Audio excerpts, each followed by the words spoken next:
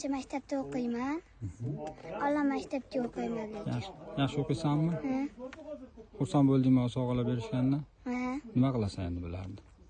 Maktabga borib o'qiyman.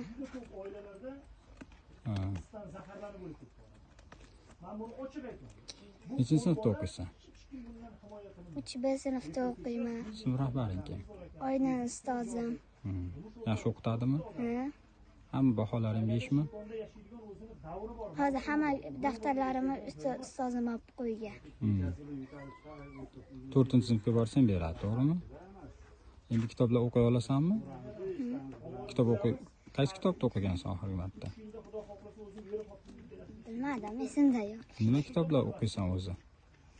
Hamma kitob o'qiyman. Hozir kitob yo'qligi uchun esimdan chiqib ketdi o'qishim. Azar kitob berdilar, endi kitob o'qiyman.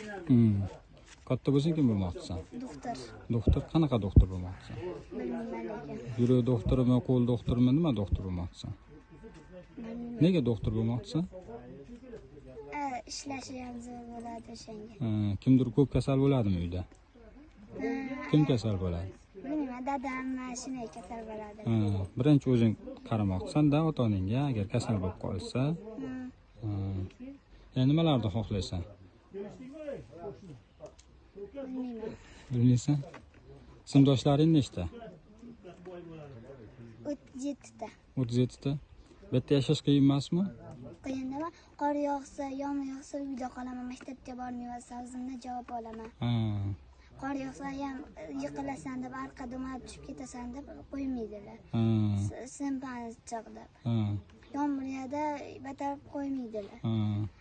Qorlar erisa deb boradi o'shanda deydilar ustozimga. Mayli deb ustozim javob beradi. Ustozimga malades.